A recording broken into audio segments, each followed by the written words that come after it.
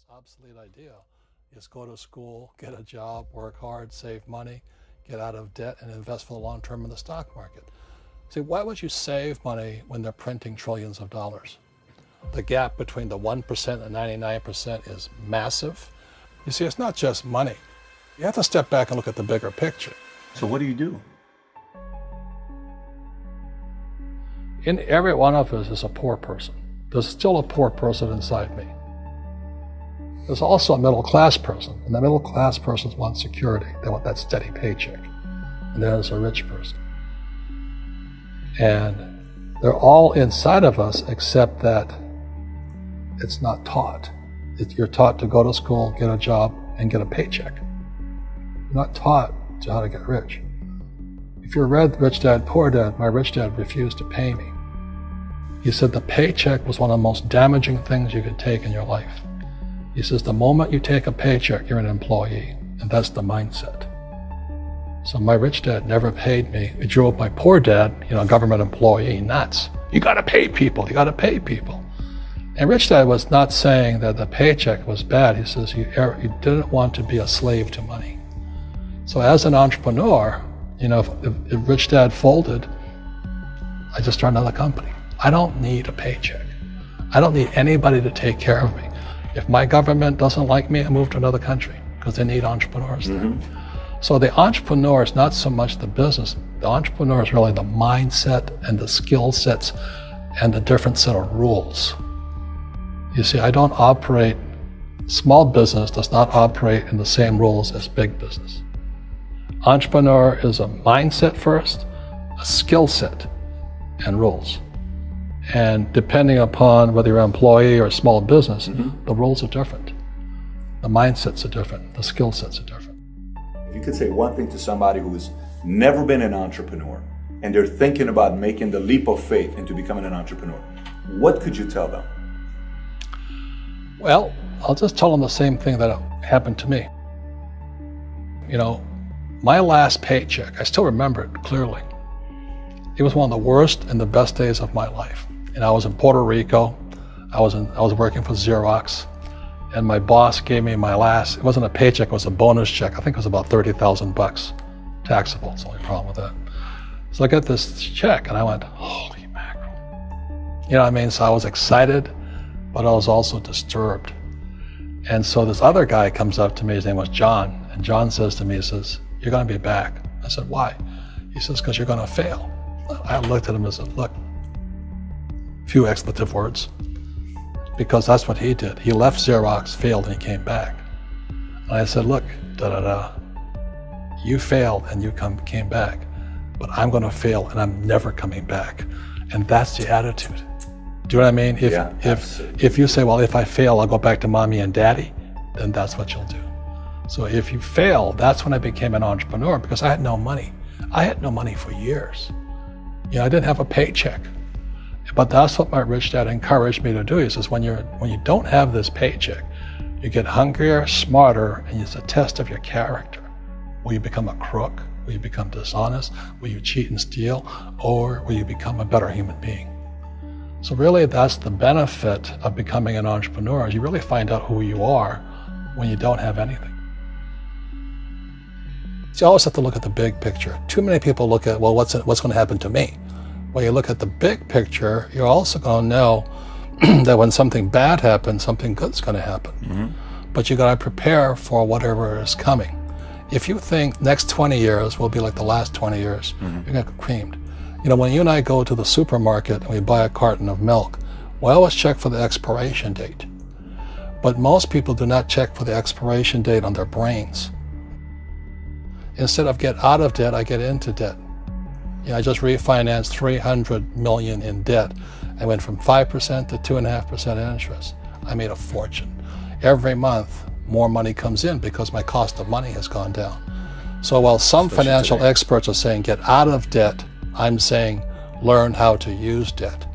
See, when I came back from in Vietnam in January of '73, the first thing my rich dad said to me was go to school to learn how to invest in real estate. It wasn't real estate, it was how to use debt and taxes. Debt and taxes make the rich richer.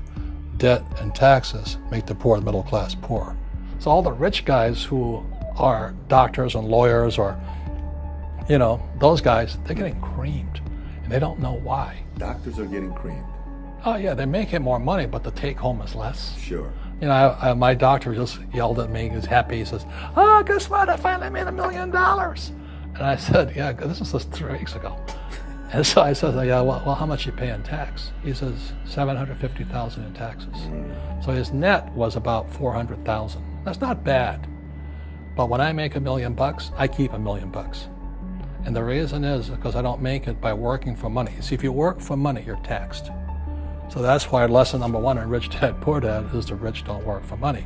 What we do instead is we create businesses as entrepreneurs. We acquire real estate. I don't invest in the stock market. Okay? So the reason is because as entrepreneurs, I have more control over my income, how much I make, and how much I pay in taxes. And because I'm an entrepreneur as well as an investor in real estate, I pay 0 tax. So every time I make, let's say, $1 million as an entrepreneur, I immediately invested in real estate. I have a 4-to-1 step up. So I put $1 million in real estate, I get $4 million from the bank. That's why I love banks. But the banks are screwing everybody else, terrible, but it's good for me. That's why you say when you print, it's good for you, but when you print, it's bad for people that work for money. Because when you print, savers get creamed and people who work for money get creamed. When they print, debtors get rich. You see, debt and taxes make the rich richer, and debt and taxes make the poor middle class poorer. When we have obsolete ideas, we get obsolete results. So what's happening for most people, the idea of going to school, getting a job, working hard, saving money, getting out of debt, buying your house because it's an asset, and investing for the long term, is obsolete. The world has changed. The world changed in 1971 when President Nixon took us off the gold standard and money became debt. What if we get rid of school? Then what would happen? Would it be better if we had no educational system at all? No, I'm saying education is more important before. It's just obsolete.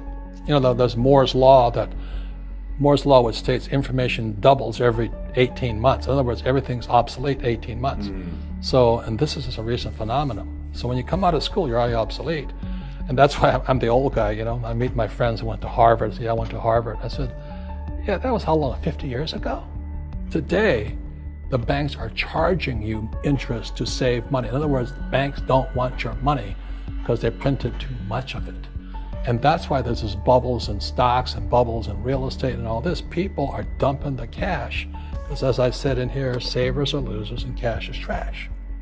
And yet people are, well, I want a high-paying job. Well, that's an obsolete idea. Get out of debt is an obsolete idea. You should learn how to get into debt, how to use debt to get rich, and they'll never teach you about taxes. The reason the 1% is way up here and the 99% are going this way is because when you print money, 2 things happen: inflation and taxes. It's crushing them. And any entrepreneur thinks, I'm just going to make money, I'm going to start a business and make a lot of money because of what we talk about. They really have got to smell the roses, man.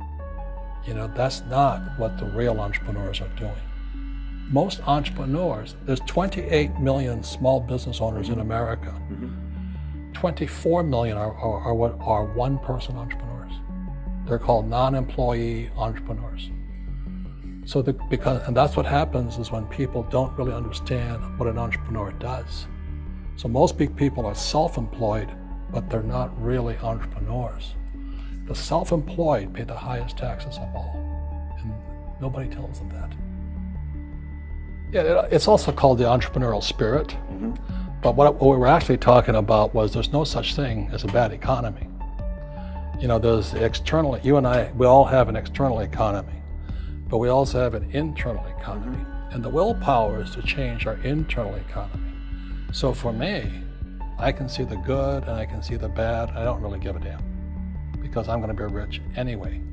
But a poor person with a poor personal economy, all they're going to see is a bad economy because they don't know how to make money in any economy.